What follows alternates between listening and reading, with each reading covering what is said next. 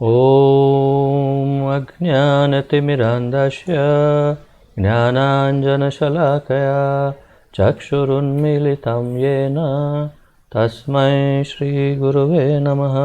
श्रीचैतन्यमनोभीष्टं स्थापितं येन भूतले स्वयं रूपकदा मह्यं ददाति स्वपदान्तिकं।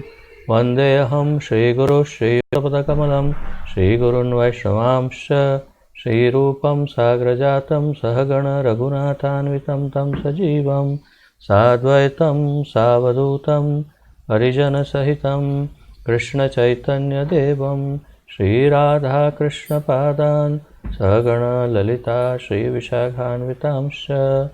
हे कृष्ण करुणा सिन्धु दीनबन्धो जगत्पते गोपेश गोपिकान्त राधाकान्त नमोऽस्तुते। तप्त कांचन गौरांगी राधे वृंदावनेश्वरी वृषभानुसुते देवी प्रणमामि हरिप्रिये। वाञ्छाकल्पतरुभ्यश्च कृपा सिन्धुभ्य एव च पतितानां पावनेभ्यो वैष्णवेभ्यो नमो नमः। अनंतकोटि वैष्णववृंद की जय। नमः ओं विष्णुपादाय कृष्णप्रेष्ठाय भूतले श्रीमते जयपताका स्वामिन् इति नामिने। नमो आचार्यपादाय निताय कृपाप्रदायने गौरकथाधामदाय नगरग्रामतारिणे। नमः ओं विष्णुपादाय कृष्णप्रेष्ठाय भूतले श्रीमते भक्तिवेदांत स्वामिन् इति नामिने। नमस्ते सारस्वते देवे गौरवाणी प्रचारिणे निर्विशेषशून्यवादी पाश्चात्य देशकारिणे। जय श्री कृष्ण चैतन्य प्रभु नित्यानंद श्री अद्वैत गदाधर श्रीवासादि गौर भक्त वृंद। हरे कृष्ण कृष्ण कृष्ण हरे हरे हरे राम राम राम हरे हरे। हरे कृष्ण कृष्ण कृष्ण हरे हरे हरे राम राम राम हरे हरे। हरे कृष्ण कृष्ण कृष्ण हरे हरे हरे राम राम राम हरे हरे। स्वागत है आप सबका श्री ईशोपनिषद के इस अध्ययन ज्ञान शिविर में। तथापि जैसे कि आप जानते हैं, अब तक हमने श्री ईशोपनिषद का प्रथम श्लोक का अध्ययन समाप्त किया है और आज हम द्वितीय श्लोक का अध्ययन करने जा रहे हैं। तो आइए तुरंत शुरुआत करते हैं।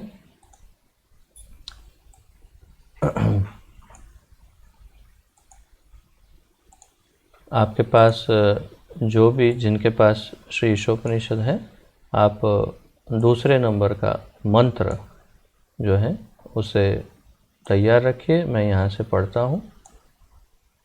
पहले उसका गायन करेंगे, अर्थात मैं करूँगा, उसके पश्चात अनुवाद और तात्पर्य देखेंगे। श्री ईशोपनिषद मंत्र द्वितीय, मंत्र 2। कुर्वन्नेवेह कर्माणि जिजीविषेच्छतः समाः एवं त्वयि नान्यथेतोऽस्ति न कर्म लिप्यते नरे। तो इसका एक एक शब्दों का अनुवाद देखते हैं। कुर्वन् निरंतर करते हुए, एव इस प्रकार, इह इस जीवन काल में, कर्माणि कर्म, जिजीविषेत जीने के की इच्छा करें, शतम 100, समाह वर्ष, एवं इस तरह रहते हुए, त्वयि तुमको, न नहीं, अन्यथा दूसरा, वैकल्पिक, इतः इस पाथ, क्षमा कीजिए, इस पथ से, अस्ति है, न नहीं, कर्म लिप्यते बांधता है, नरे मनुष्य को। अनुवाद देखते हैं। तो जैसे कि आप जानते हैं, ये संपूर्ण ग्रंथ का अनुवाद तथा तात्पर्य दिया है श्री श्रीमद् अभय चरणारविंद भक्ति वेदांत स्वामी श्रील प्रभुपाद जी ने। श्रील प्रभुपाद की अनुवाद। यदि मनुष्य इस प्रकार निरंतर कार्य करता रहे तो वह 100 वर्षों तक जीने की आकांक्षा कर सकता है, क्योंकि इस प्रकार का कर्म उसे कर्म के नियम से नहीं बांधेगा। मनुष्य के लिए इसके अतिरिक्त कोई दूसरा मार्ग नहीं है। तो यदि मनुष्य इस प्रकार निरंतर कार्य करता रहे तो किस प्रकार? इस प्रकार तो किस प्रकार? इस प्रकार अर्थात जो पहले श्लोक में बताया, पहले मंत्र में बताया, उस प्रकार। पहले मंत्र में क्या बताया? ईशावास्यमिदं सर्वं यत्किंच जगत्यां जगत् तेन त्यक्तेन भुञ्जिथा मा गृधः कस्यचित् धनम्। तो अर्थात इसका अर्थ क्या है? यदि मनुष्य तो जो कुछ भी भगवान ने मनुष्यों के लिए जो कुछ भी उन्होंने छोड़ा है, अर्थात कि नियत किया है कि ये तुमको ये खाना है, तुमको ये पहनना है, तुमको ऐसे जीना है, तुमको ये करना है, तुमको ये नहीं करना, तुमको ये नहीं खाना, तो बिल्कुल जैसे भगवान ने हमें आज्ञा दी है वैसे जीवन जीना चाहिए। अर्थात तेन त्यक्तेन भुंजिथा, केवल उतना ही ग्रहण करना है जितना उन्होंने हमारे लिए, मेरे लिए छोड़ा है।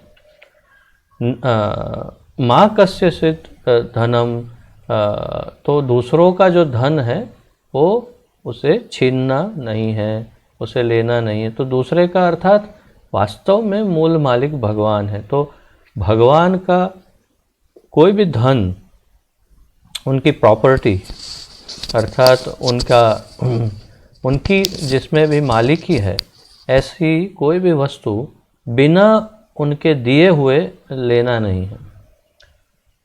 अगर सीधा हमारे पास कुछ आ रहा है तो समझना चाहिए कि ये भगवान हमें दे रहे हैं, और सरलता से धर्म के अनुसार, धर्म पालन करते हुए, नीति नियमों का पालन करते हुए यदि कुछ आ रहा है तो सीधा सीधा हिसाब है कि वो हमारे लिए है और हम उसे ग्रहण कर सकते हैं। परंतु यदि कुछ डायरेक्ट इस प्रकार हमारे पास नहीं आ रहा है और हम अत्यंत कठिन परिश्रम करके, बहुत प्रयास करके फिर कुछ प्राप्त करते हैं और फिर गर्व भी करते हैं, तो ये हमारे भाग्य का नहीं था और वो भगवान की प्रॉपर्टी है और हम चोर हैं।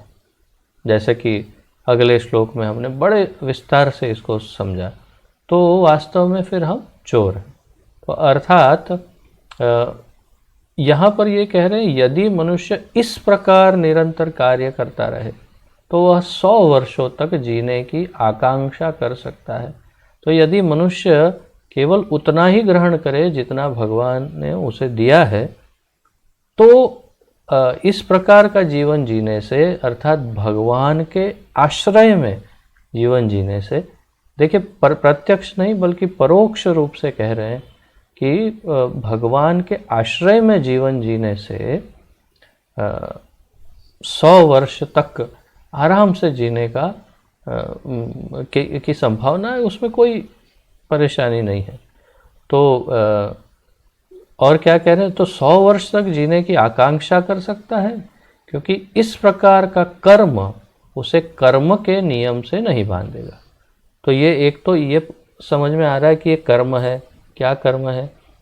जितना भगवान ने दिया उतना ले लो, और ऐसा कर्म है ये कि उस कर्म से कर्म बंधन में नहीं आएंगे। तो अर्थ ये हुआ कि वास्तव में ये कर्म है ही नहीं, कर्म होते हुए भी। और ये प्रभुपाद जी आगे आज तात्पर्य में विस्तार से समझाएंगे, कर्म, अकर्म, विकर्म, ये सब समझाएंगे। तो तात्पर्य ये है कि अगर हम कर्म, निष्काम कर्म या अकर्म करें कि जिसमें भगवान जो कह रहे हैं वही करें, तो हम कर्मों के नियम से नहीं बंधेंगे और इसलिए इस जीवन में भी 100 वर्ष तक आराम से जी पाएंगे और उसके बाद हम मुक्ति को भी प्राप्त कर पाएंगे, अर्थात भगवत धाम जाने का मार्ग प्रशस्त होगा हमारा।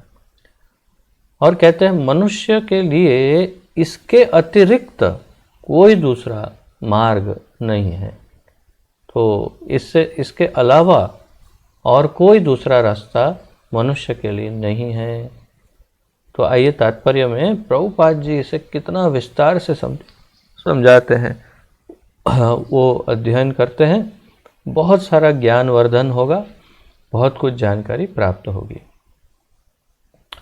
तात्पर्य, कोई भी मरना नहीं चाहता, बताओ ये बात सत्य है कि नहीं? कोई भी मरना नहीं चाहता। मैं कई बार सोचता हूँ, कई बार आप किसी भी व्यक्ति के बर्ताव से, व्यक्ति नहीं, किसी भी जीव के बर्ताव से, उसके जिस प्रकार का वो आचरण करता है उससे समझ में आएगा कि कोई भी, चाहे मनुष्य हो या कोई भी जानवर हो, कोई भी जंतु, जो भी जीव है, जो चलने वाले जीव, कोई मरना नहीं चाहता। तो अब YouTube में वीडियो देखिए, पशुओं के बारे में काफ़ी वीडियो होते हैं और डिस्कवरी चैनल आदि पे दिखाते हैं, परंतु आप एक बात को बिल्कुल स्पष्ट रूप से देख सकते हैं कि चाहे वो कोई भी योनि का कोई भी जीव क्यों ना हो, मरना नहीं चाहता है। जैसे ही उसे लगता है कि मेरी मृत्यु आ रही है या मुझ पर खतरा है, तो उसका पूरा बर्ताव बदलने लगता है और वो बहुत संघर्ष करता है, कड़ा संघर्ष, जिससे वो मृत्यु से बच सके। तो ये तो सत्य है कि कोई मरना तो चाहता ही नहीं, लेकिन इससे भी बड़ा सत्य ये है कि ऐसा कोई भी नहीं कि जो मरेगा नहीं। अब ब्रह्मा जी से लेकर के छोटे से छोटे कीटाणु तक सबको मरना है, निश्चित है एकदम। तो प्रत्येक व्यक्ति जब तक खींच सकता है तब तक जीना चाहता है। प्रभुपाद जी कह रहे हैं कोई मरना नहीं चाहता, लेकिन ये जानता है कि मरना तो है ही, और इसलिए वो जब तक खींच सकता है तब तक वो अपना जीवन लंबा करना चाहता है। तो इसके कई प्रमाण हैं जो वेदों को मानते हैं, जो भगवान के भक्त हैं, जो आध्यात्मिक जीव हैं, वो तो इतना कड़ा संघर्ष नहीं करते, बहुत ही आसानी से अपने जीवन को जितना ठाकुर जी ने दिया उतना स्वीकार करते हैं। परंतु जो भौतिकवादी लोग हैं बहुत कड़ा संघर्ष करते हैं, और भौतिकवादी लोगों में जो पैसे वाले लोग हैं, अत्यंत धनी लोग, वो तो बहुत ही भयानक संघर्ष करते हैं। आश्चर्य की बात यह है कि कई बार ये इतने मूर्ख होते हैं कि कई बार संघर्ष करने में उस संघर्ष की वजह से मृत्यु हो जाती है। उसके भी बहुत उदाहरण हैं। सबसे श्रेष्ठ उदाहरण मेरे सामने यदि कोई है तो वो है माइकल जैक्सन। सब ने नाम सुना होगा माइकल जैक्सन का। वो विदेशी गायक थे। उनका जो वर्ण था वो श्याम काला था पूर्व में। फिर उनको वो जब अच्छा गाने लगे, धन आने लगा, तो उनको ये इच्छा हुई कि मैं मेरे शरीर का वर्ण बदल दूं, तो अपने शरीर की चमड़ी बदलवा दी उन्होंने। फिर अपना मुंह अच्छा नहीं लग रहा था तो नाक की हड्डी ठीक करवाई, फिर ये करवाई। ऐसा कहते हैं, अब तो मैं भूल भी गया कितने, वो अनगिनत ऑपरेशन उन्होंने अपने फेस पर, शरीर पर करवाए, जिससे वो सुंदर दिख सके, सफ़ेद दिख सके, अर्थात गोरे दिख सके। और बहुत सुंदर आकर्षक उनका चेहरा हो। ऐसा करने करने में उनकी नाक की हड्डियां ख़त्म हो गई थी और बहुत कुछ।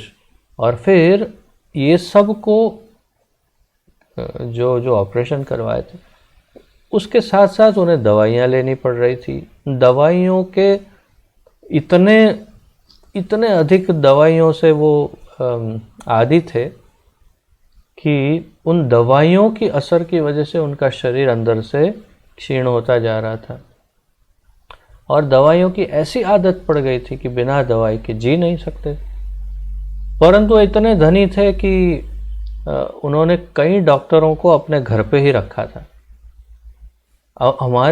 हमारे भी देश में कई ऐसे धनी लोग हैं, जैसे अमिताभ बच्चन जी हैं, उनके डॉक्टर उनके ही घर पे रहते हैं। फिर अंबानी जो हैं तो उनके वहाँ पर एक अस्पताल ही बनाया हुआ है एक फ्लोर में। बहुत सारे मंजिल हैं उनके घर में, तो एक पूरा मंजिल अस्पताल का है। तो घर सब कुछ सारी व्यवस्था है घर में। तो ऐसे तो कई लोग हैं कि जो अपने डॉक्टर खुद साथ में ही रखते हैं। तो ये जैक्सन जी भी अपने डॉक्टरों को साथ में रखते थे, नित्य निरंतर वो डॉक्टर साथ में रहते थे और दवाइयों के बिना जी नहीं सकते थे। और हुआ क्या, 50 51 52 ऐसा कुछ पता नहीं क्या, 50-55 के बीच में उम्र थी और दवाइयों के हैवी डोज के कारण उनकी मृत्यु हो गई। ये डॉक्टर ने छानबीन की कि दवाइयों का बहुत हैवी डोज हो गया। और सबसे आश्चर्यजनक और आघातजनक तो किस्सा ये है कि कुछ लोगों ने बाद में ये अनुभव किया कि उनका जो बहुत ही विशाल एक महल जैसा घर था, उसमें बाद में जाने के बाद कई लोगों को ऐसा महसूस हुआ कि जैक्सन की आत्मा अभी वहाँ घूम रही है। ऐसा भी अनुभव हुआ।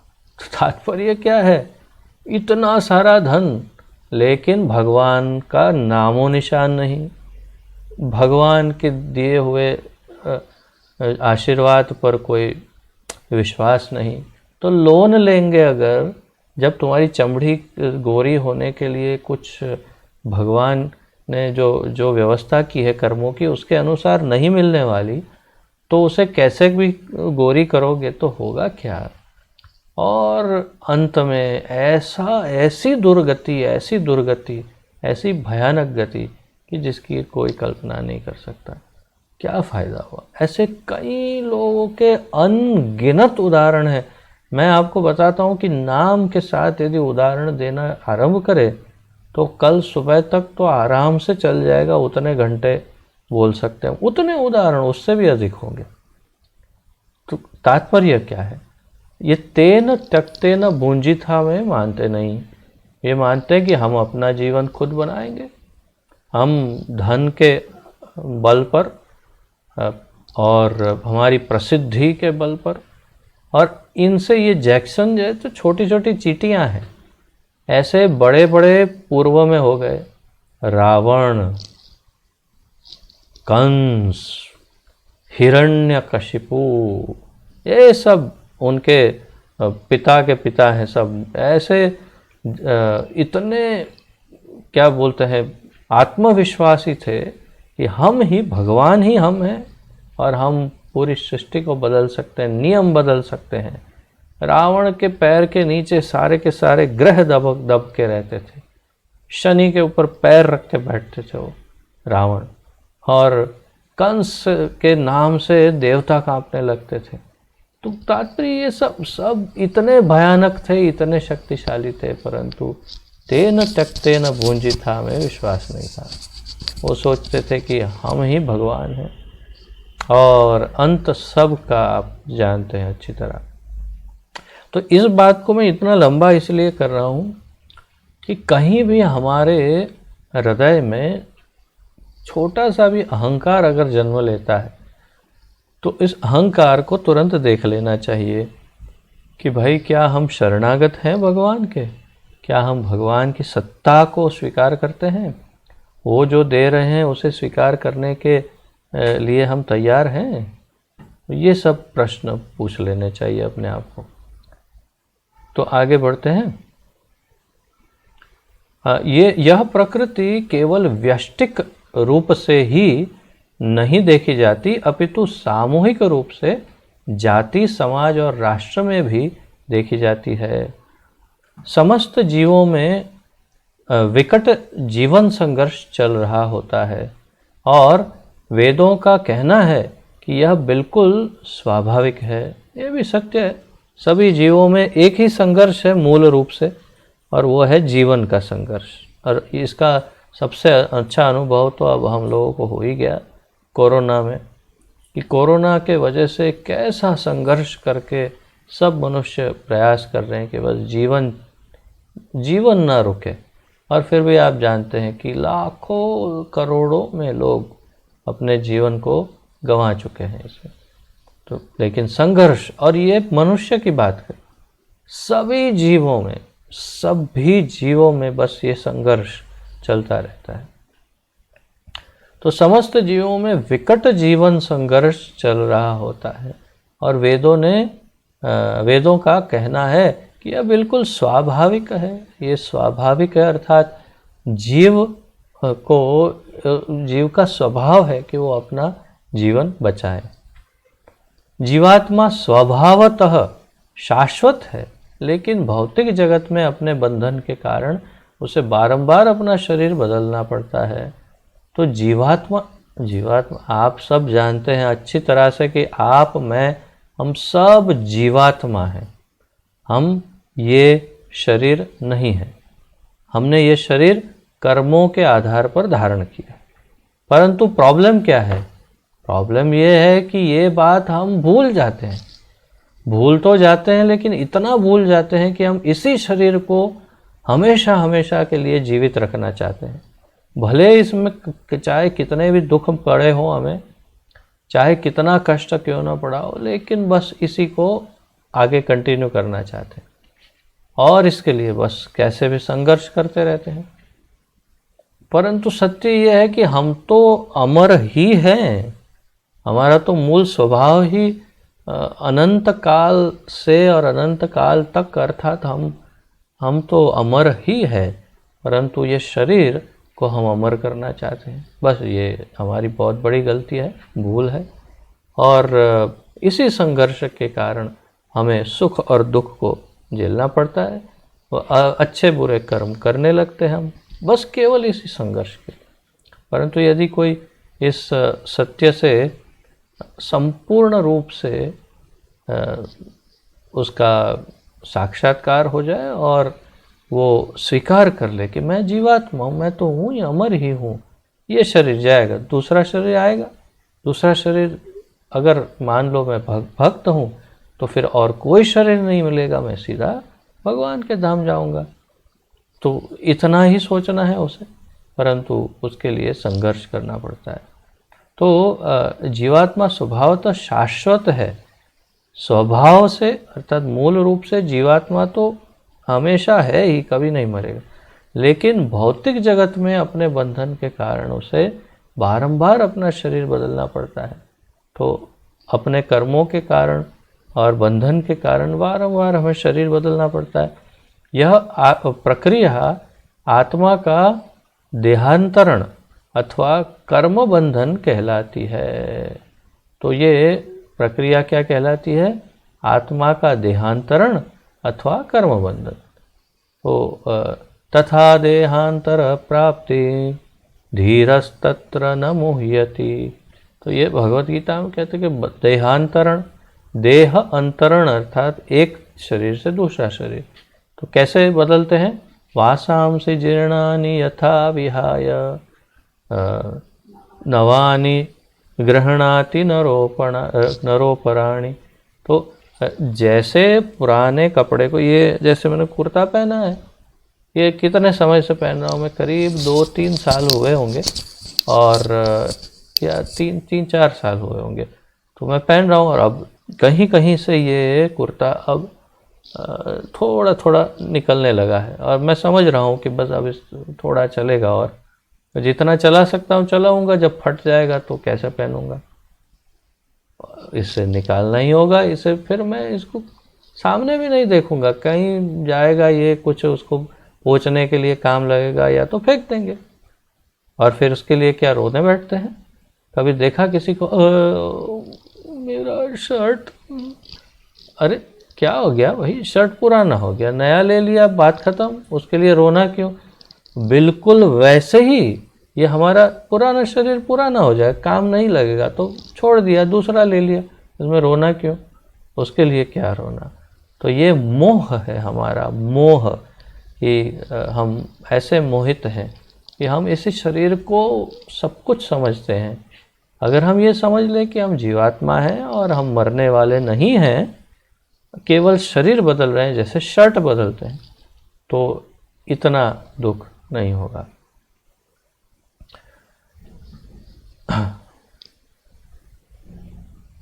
यह प्रक्रिया आत्मा का देहांतरण अथवा कर्मबंधन कहलाती है। जीव को अपनी आजीविका के लिए कार्य करना पड़ता है, क्योंकि यह प्रकृति का नियम है। तो अपनी आजीविका के लिए अर्थात जीवित रहने के लिए जीव को कुछ न कुछ कार्य तो करना ही पड़ता है। तो आप जानते हैं सब कर रहे हैं, ये प्रकृति का नियम है। और यदि वह अपने नियत कर्तव्य के अनुसार कार्य नहीं करता तो वह प्रकृति के नियम का उल्लंघन करता है। तो अपने जो नियत कर्म, जो स्वभाव जनित या स्वभाव जनित हम अपना जो कर्म है या वर्ण जनित, वर्णाश्रम जनित जो हमारे जो कर्म है उसे हम नहीं करते तो फिर हमें तकलीफ भोगनी पड़ती है। तो ये प्रकृति के नियम का उल्लंघन हो जाता है। प्रकृति का नियम क्या है? वर्णाश्रम के अनुसार हमें अपना कार्य करना है। मेरा वर्ण कौन सा है और मेरा आश्रम कौन सा है, उसके अनुसार मुझे अपना कार्य करना है। यदि मैं उसमें कुछ बदलाव लाने का प्रयास करूं तो बस प्रकृति का नियम भंग और फिर तकलीफ चालू। तो प्रकृति के नियम है, और यदि वह अपने नियत कर्तव्यों के अनुसार कार्य नहीं करता तो वह प्रकृति के नियम का उल्लंघन करता है और अपने आप को अनेक योनियों में जन्म मृत्यु के चक्र में अधिकाधिक बांधता जाता है। तो अगर कोई वेद आज्ञा के अनुसार और प्रकृति के नियम के अनुसार, धर्म के अनुसार यदि कार्य नहीं करता तो ये निश्चित है कि वो कर्म बढ़ाता जाता है और अनेक योनियों में उसे देहांतरण करते करते करते करते जन्म जन्मांतर तक जन्म लेने पड़ते हैं।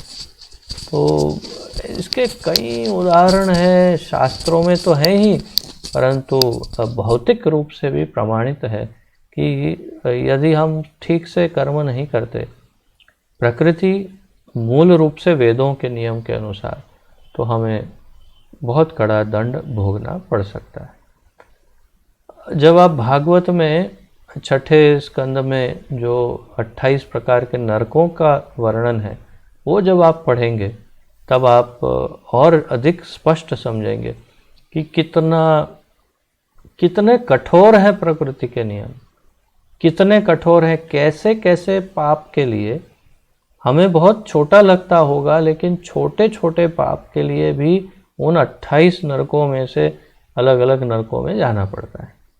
तो बहुत वैरायटी है। जैसे कहते हैं ना कि साड़ी सिलेक्ट करने जाएंगे तो हमें वैरायटी दिखाइए, हमें नहीं कोई नया कुछ दिखाइए। अच्छा हाँ, अरे नहीं ये नई वाली डिज़ाइन जो है ना, मैडम के सामने रखी है 50 साड़ियाँ, बोले नहीं और वैरायटी दिखाइए। तो ऐसे भगवान ने भी सोचा कि इनको भी वैरायटी दिखाते हैं पापियों को। तो 28 प्रकार की वैरायटी। जैसे आइसक्रीम खाने जाते हैं ना तो वही कौन सा आइसक्रीम, बोले केसर पिस्ता काजू द्राक्ष। अरे ये तो बहुत पुराने ज़माने का है, कोई नई वैरायटी दो। तो हर थोड़े दिनों में एक नया आइसक्रीम लॉन्च करना पड़ता है, वैरायटी। तो भगवान ने भी 28 प्रकार की वैरायटी के नरक बनाए। जैसा कर्म करोगे वैसा तुमको वो नरक में मजा आएगा, बहुत मजा कराते। और वो 28 नरकों का जो वर्णन है वो पढ़ने के बाद तो जो वो मज़ा यहीं आ जाता है, पढ़ते पढ़ते ही। इतना बढ़िया पूरा एक चैप्टर भर के भागवत में उसका वर्णन है। तो तात्पर्य यह है कि यदि हम नियत कर्म ठीक से नहीं करते तो, और हम जानते हैं, ऐसा नहीं बोल सकते कि हम नहीं जानते, हमारा हृदय अंतःकरण जानता है कि मैं सही कर रहा हूँ या गलत कर रहा हूँ। अंतरात्मा से आवाज़ आती है कि भैया ये तो ठीक नहीं है, तू चुप बैठ, तुझे कहाँ समझ में आता है, अरे ये संसार में जीना है तो करना पड़ता है, सब करते हैं, देख वो कर रहा है, वो कर रहा है, वो कर रहा है, वो कर रहा है ना, तो हम भी करते हैं। तो ये एक ऐसी एक बहुत सुंदर बात है।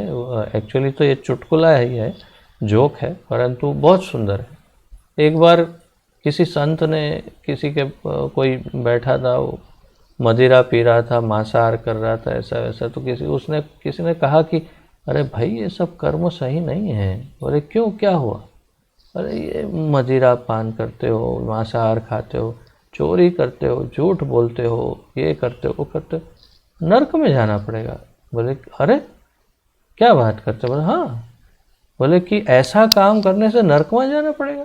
बोले हाँ, और क्या, और तुम कैसे, तुम तो फिर तुम्हें अच्छा लगेगा, तुम सोचो। बोले कि एक मिनट, आपने जितने गिनवाए फिर से गिनाओ। मदिरा पीने से हाँ, चोरी करने से हाँ, झूठ बोलने से हाँ, ये पाप इतने सब करने से नरक में जाना पड़ता है? बोले हाँ बिल्कुल। बोले फिर तो कोई चिंता नहीं है। बोले क्यों? क्योंकि मैं और मेरे जितने दोस्त हैं और मेरे जितने परिवार वाले हैं वो सब मेरे साथ जाएंगे नरक में, तो हमें तो बहुत मज़ा आएगा, यहाँ भी मज़े कर रहे हैं, वहाँ भी पूरे ग्रुप बना करके पार्टी करेंगे, क्योंकि सबके सब एक समान ही है, तो फिर चिंता क्या है?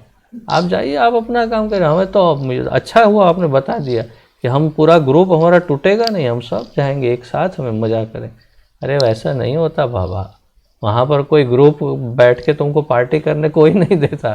आप वर्णन पढ़ो भागवत में, कैसा कैसा दंड देते हैं वहाँ के जो यमदूत हैं, इतने कठोर और इतने विकृत होते हैं, दिखने में इतने भयानक होते हैं। ये सब वर्णन है कि उनको देखते ही आधा तो कांपने लगता है व्यक्ति, और बहुत कठोरता से घसीट घसीट करके दंड देते हैं, तो कोई आनंद की बात नहीं।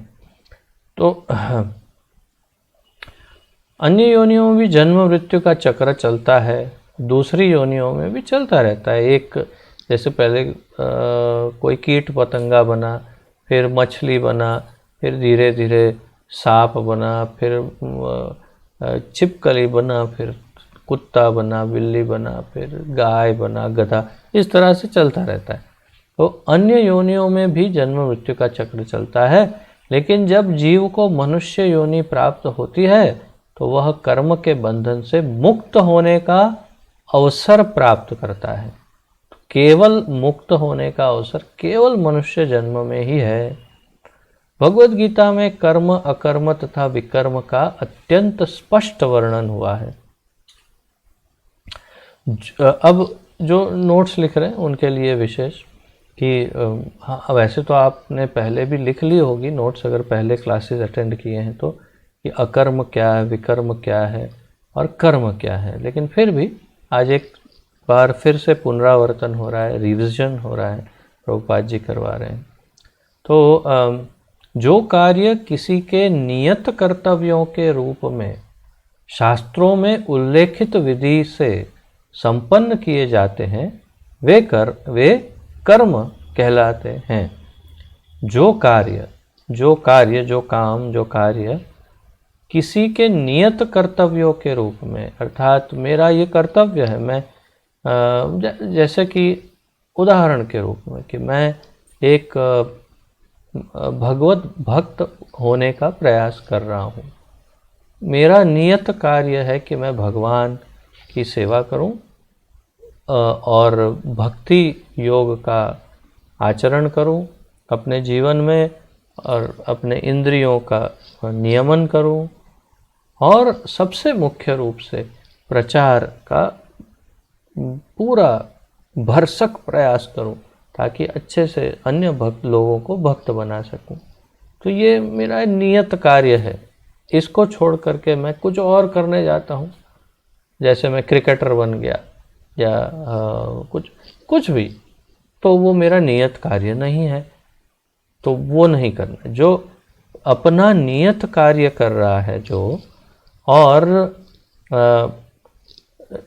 शास्त्रों में उल्लेखित विधि से उसे संपन्न किया जाता है, तो ये भी नहीं कि हाँ मैं अब भक्त बन गया तो कुछ नया सोचते हैं। बहुत ऐसे भक्त तो बहुत होते हैं, कुछ नए प्रकार का भक्त बनते हैं। अच्छा क्या कुछ नया करते हैं, ऐसे नहीं होगा।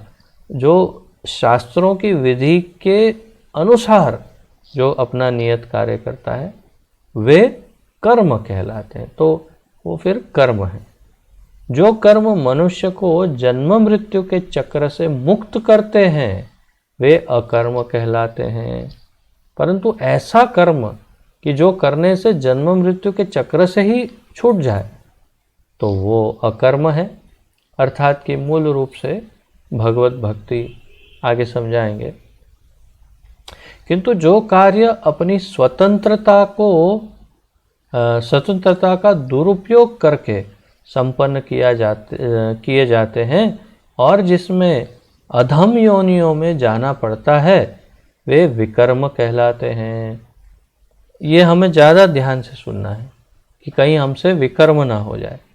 तो क्या, किंतु जो कार्य अपनी स्वतंत्रता का दुरुपयोग करके संपन्न किए जाते हैं, तो जो भी ऐसे कार्य कि जिसे मैं स्वतंत्र हूँ, कुछ भी कर सकता हूँ, मुझे कुछ भी करने से कौन रोकेगा, तो मैं कर सकता हूँ। तो अगर मैं अपना नियत कार्य नहीं करता, प्रकृति के नियम का उल्लंघन करता हूँ, वेद आज्ञा का उल्लंघन, गुरु आज्ञा का उल्लंघन इत्यादि, और सामाजिक व्यवस्था का उल्लंघन करके अपने मन से मन चला ऐसे मैं चलना चाहता हूँ, तो क्या होगा?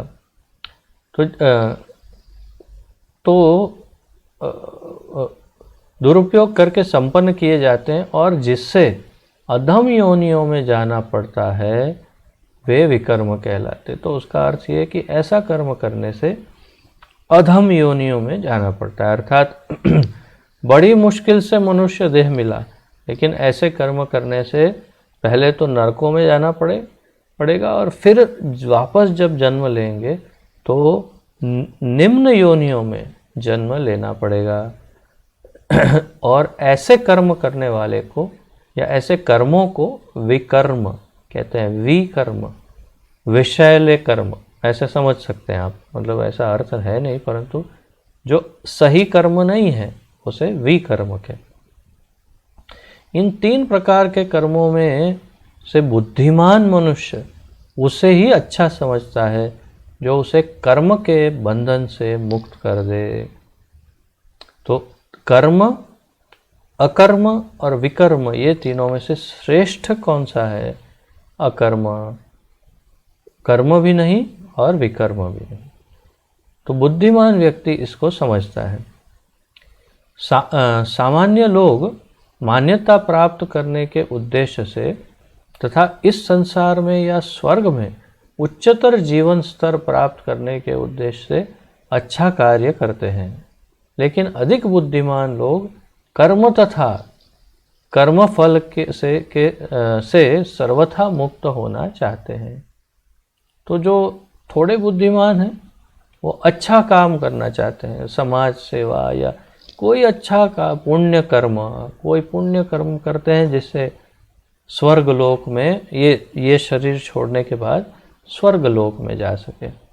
अच्छी बात है, ठीक है, लेकिन क्षिणे पुण्ये मर्त्यलोकम पुनः विशन्ति, तो वापस तो यहीं आना पड़ेगा, स्वर्ग से फिर ऊपर कहीं और जाना नहीं है।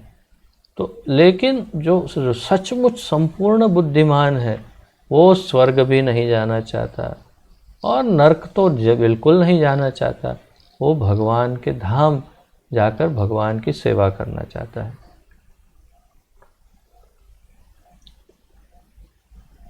बुद्धिमान पुरुष यह भली भांति जानते हैं कि अच्छे से या बुरे कार्य समान रूप मनुष्य के भौतिक कष्टों से बांधने वाले। बुद्धिमान, सबसे बुद्धिमान व्यक्ति जानता है कि अच्छे कर्म भी बंधन करता है, बुरे कर्म भी बंधन करता है। तो यदि बहुत ज़्यादा दान पुण्य आदि ऐसा सब पुण्य कर्म कर दिए तो भी बंधन का कारण है, और अगर पाप किए तो भी बंधन का कारण है। अतएव वे ऐसा कार्य खोजते हैं जो उन्हें अच्छे या बुरे दोनों ही प्रकार के कार्य के फलों से मुक्त कर दे। तो बुद्धिमान व्यक्ति क्या कार्य ढूंढते हैं? ऐसा कार्य कि जिससे मैं अच्छा फल और बुरा फल दोनों से मुक्त हो जाऊं। श्री ईशोपनिषद के पृष्ठों में इसी मुक्ति प्रदान करने वाले कार्य का वर्णन हुआ है। तो प्रभुपाद जी कह रहे हैं कि श्री ईशोपनिषद के अंदर यही जन्म मृत्यु के चक्र से मुक्त होने वाला जो कार्य है, क्या कौन सा करने से जन्म मृत्यु से मुक्त होंगे, वो रहस्य श्री ईशोपनिषद में दिया हुआ है।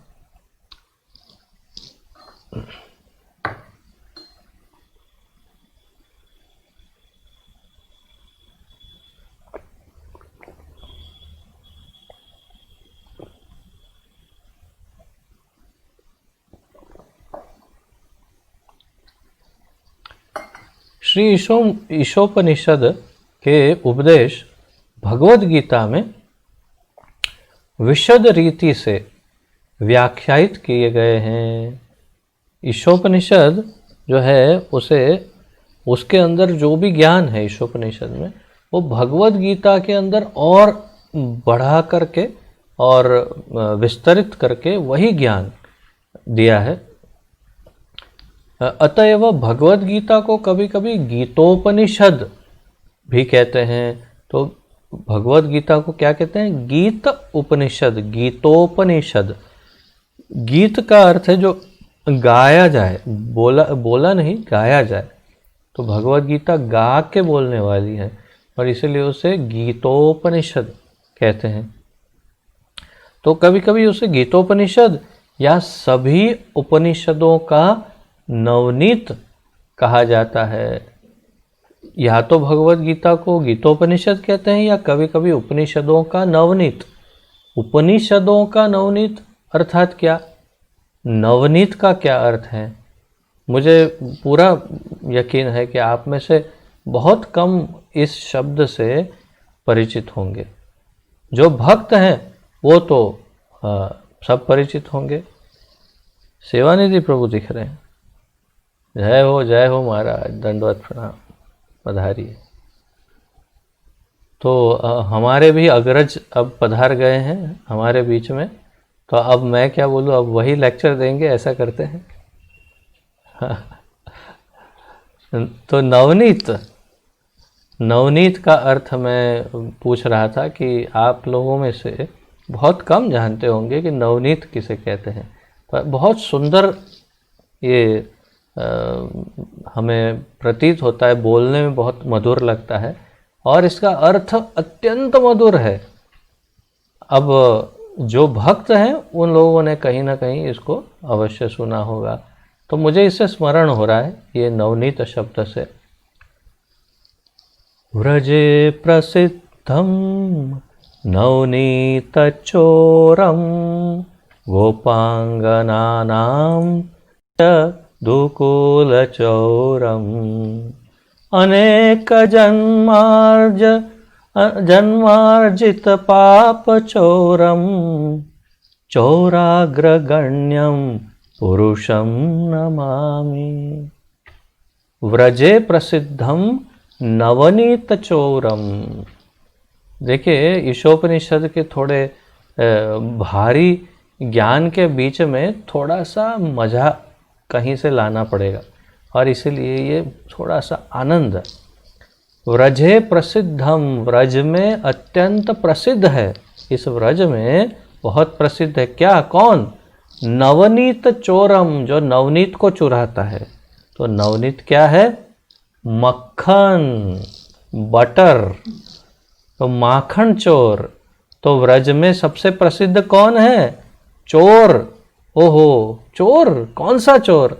नवनीत चोरम। ये पूरा जो अष्टक है उसका नाम ही है चौराष्टकम, चोर का अष्टक। बताइए, कभी सुना क्या?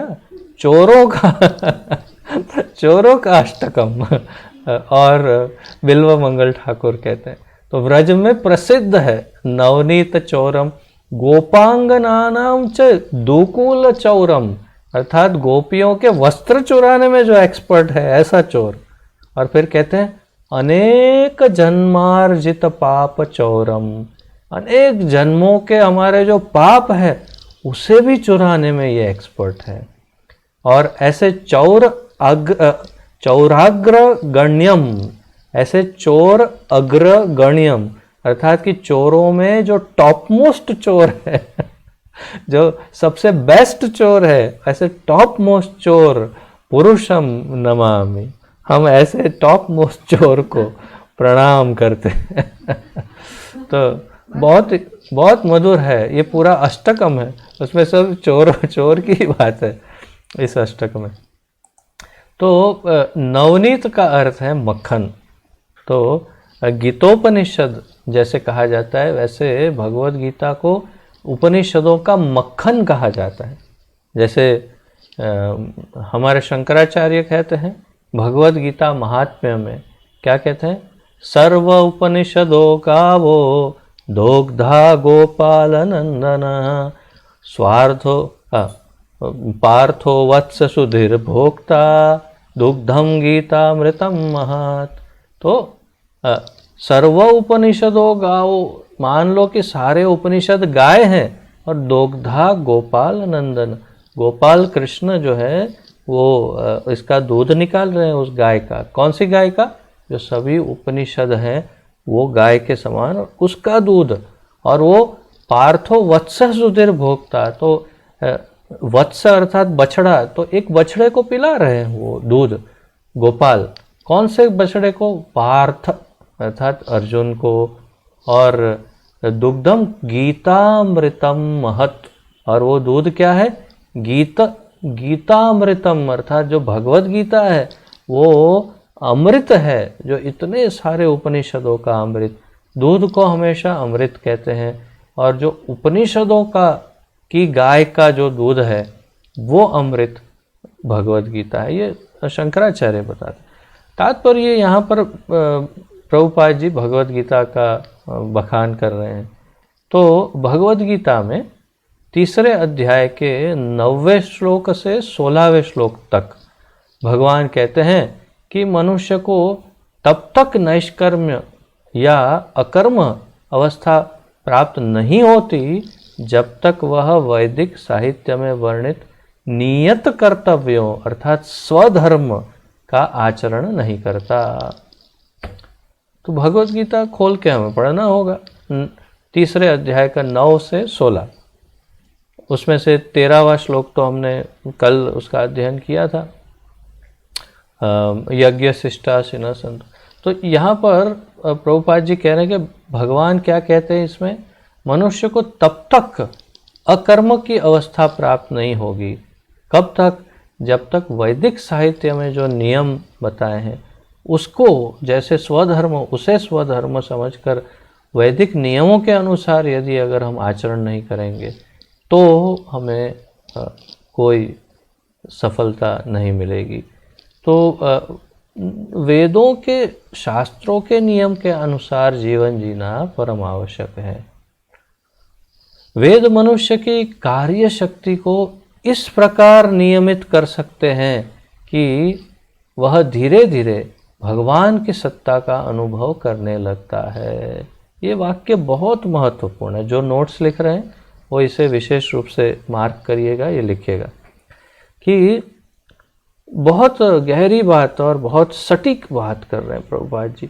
जब, हाँ क्या कह रहे हैं, वेद मनुष्य की कार्य शक्ति को इस प्रकार नियमित कर सकते हैं। तो वेद वेद अब जैसे आपकी गाड़ी है, आपकी गाड़ी आप चलाते हैं 6 महीने, 1 साल, 2 साल तक गाड़ी चलाई, और फिर आपको लगता है देखो कितनी आवाज़ आती है, इसमें अभी तो स्लो चलती है, कभी कभी ये नहीं होता।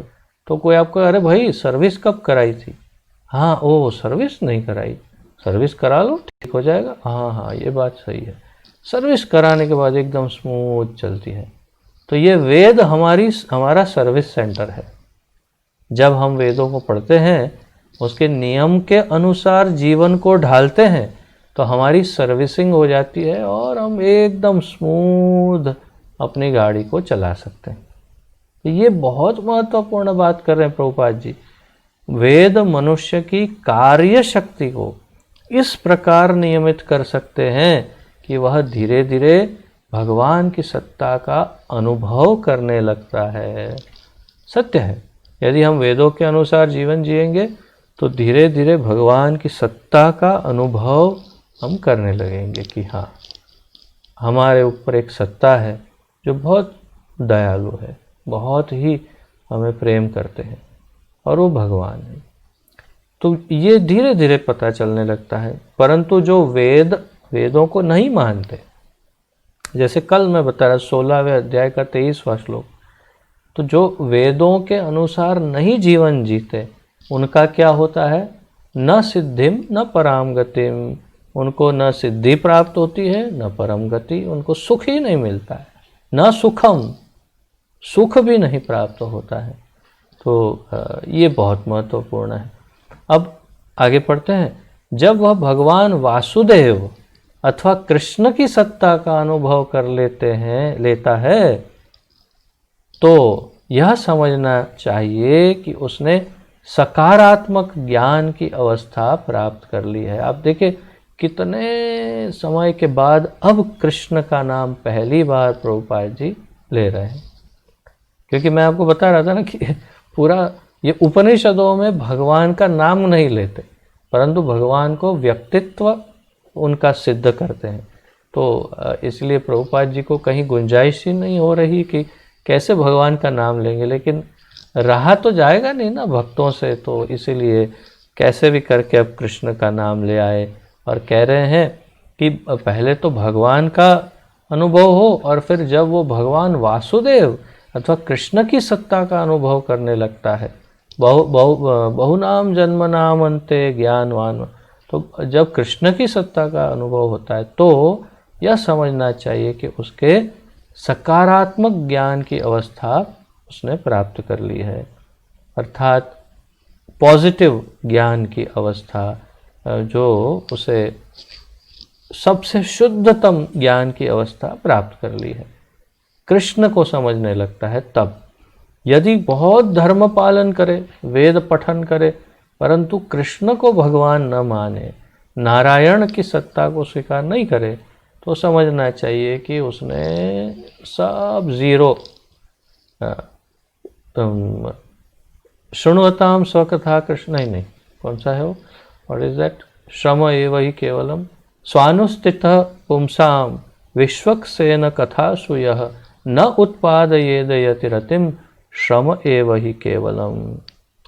स्वानुष्ठितः पुंसाम विश्वक्सेन कथासु यः, कोई अपना धर्म पालन करते करते, निज धर्म बहुत अच्छे से, नीति नियम से, बहुत अच्छे से अपना धर्म पालन करके जीवन जी रहा है। मैं तो बहुत ही क्या कहते हैं, प्रामाणिक हूँ, मैं बहुत चुस्त हूँ अपने नीति नियम, ये ठीक है, बहुत अच्छी बात है। फिर विश्वक्सेन कथासु यः न उत्पादयेद यदि रतिम, लेकिन ऐसा धर्म पालन करने से यदि कृष्ण के प्रति आकर्षण उत्पन्न नहीं होता, कृष्ण कथा के प्रति, विश्वक्सेन कथासु यः, भगवान की कथा के प्रति कोई आकर्षण नहीं रहता, अगर भगवान के बारे में सुनने में मज़ा नहीं आता, तो क्या कहते हैं इसे, श्रम एव ही केवलम,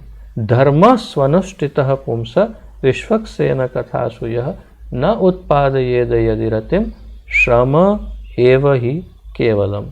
तो ऐसा धर्म श्रम है, यूजलेस लेबर। अर्थात मान लो कि किसी ने कोई कुछ बना रहा है और बहुत सारी ईंटें रखी और कहते कि हाँ ये ईंटों को इस तरह रख दो, हाँ ठीक है। वो पूरा दिन लगा रहता है, यहाँ से वहाँ रख दिया और फिर बोलता ओह ओह एक मिनट में गलती हो गई, क्या हुआ?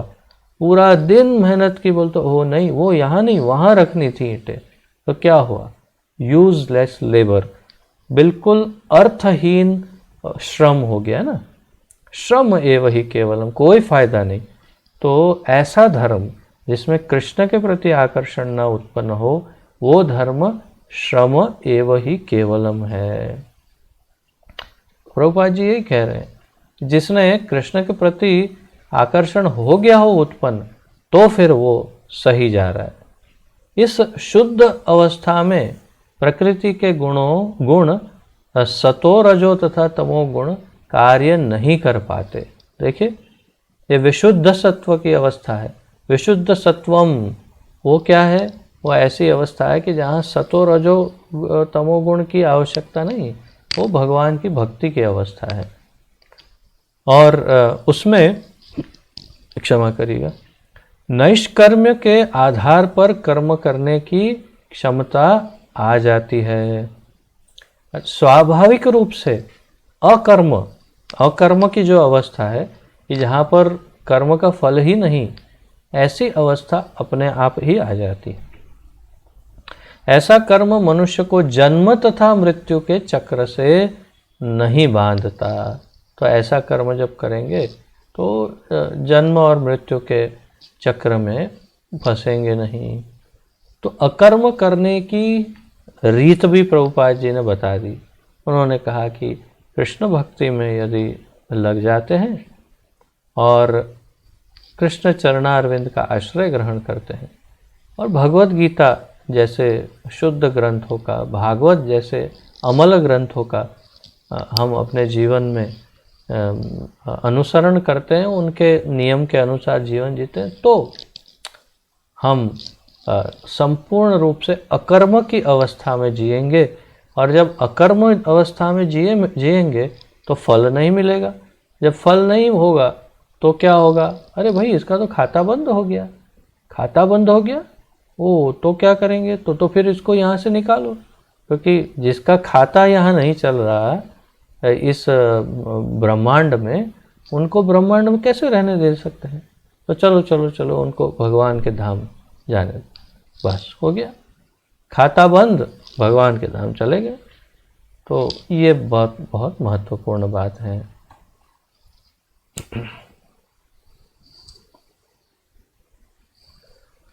वास्तव में किसी को भी भगवान की भक्ति से अधिक कुछ नहीं करना होता।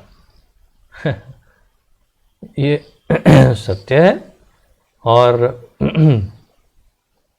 इसको स्वीकार करने के लिए बड़ी हिम्मत चाहिए। कई बार लोग कहते हैं कि हिम्मत रखनी चाहिए, डट कर, ये ओ हिम्मत हिम्मत हिम्मत। सबसे बड़ा हिम्मत वाला वही है जो भगवान की भक्ति के सिवा और कुछ नहीं करता। कार्य करता है, काम नहीं, शरीर बंद नहीं हो जाता है, कार्य करता है, लेकिन सतत भगवान की प्रसन्नता के लिए, वो हिम्मत है। तो वास्तव में किसी को भी भगवान की भक्ति से अधिक और कुछ करना नहीं होता, जरूरत नहीं है।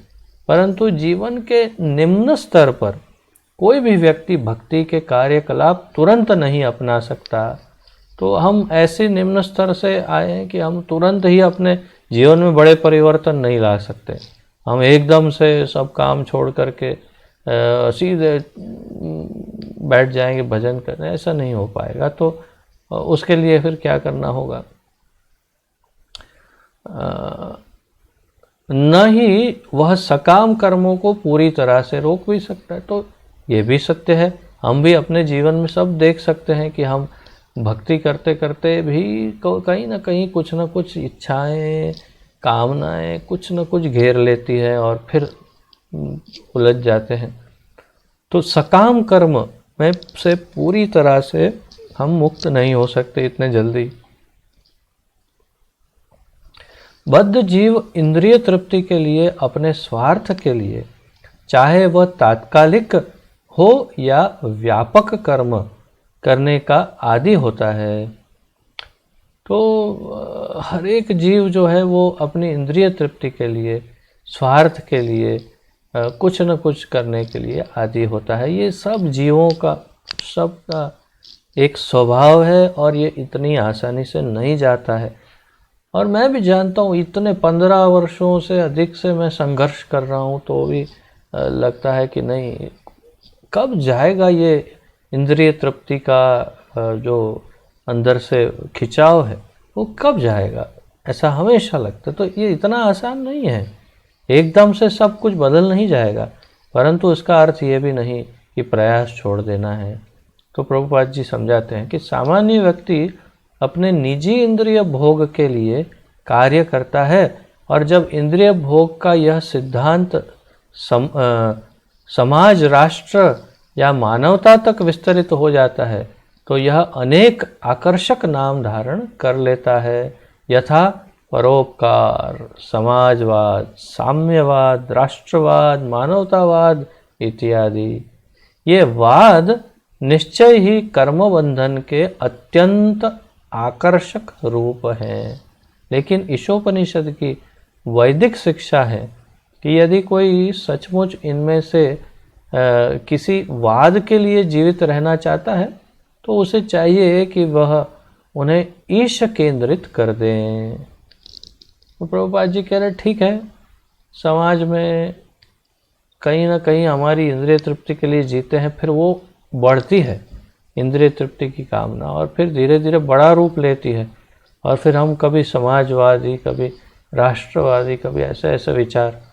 तो प्रभुपाद जी कह रहे हैं उसे भी हम सुलझा सकते हैं। कब?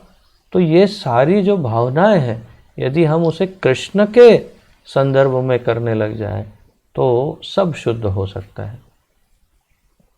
गृहस्थ बनने या परोपकारी, समाजवादी, साम्यवादी, राष्ट्रवादी या मानवतावादी बनने में कोई हानि नहीं है, कोई उसमें हानि नहीं है, बशर्ते कि वह अपने कार्यों को ईशावास्य या भगवत केंद्रित भावना से संपन्न करें। तो ये सब कर सकते हैं, परंतु यदि सब कार्यों को भगवान से जोड़े, तो यदि भगवान नहीं इंद्रियों से जोड़ेंगे, हमारी इच्छाओं से। तो एक ही साधारण उदाहरण देता हूँ। जैसे एक नेता है, चुन करके उसे चुनाव जीतकर नेता बना है, वो बड़े बड़े भाषण करता है कि मैं ये वो, ठीक है, नेता बना दिया। अब उसके पास दो विकल्प हैं, या तो वो समाज की वास्तव में सेवा करे और उसको जो कुछ भी सम्मान, धन, जो कुछ मिल रहा है वो भोगे, लेकिन सचमुच समाज की सेवा करे। और दूसरा ये कि अब मैं मंत्री बन ही गया हूँ, ठीक है, लोगों को क्या, अपना जीवन चलता रहता है, अब हम बस बैठ के मज़ा करो, और क्या करना है, क्यों मंत्री बने। तो ये और दोनों एक ही तरह, सब कुछ सेम है, परंतु दोनों की भावना में अंतर है। तो यदि हम अपनी सभी भावनाओं को कृष्ण से केंद्रित कर दें, कृष्ण के प्रति, कि ये भी करना है लेकिन कृष्ण के की प्रसन्नता के लिए, ये करेंगे लेकिन कृष्ण की प्रसन्नता के लिए, तो हमारे सारे कार्य शुद्ध हो जाएंगे।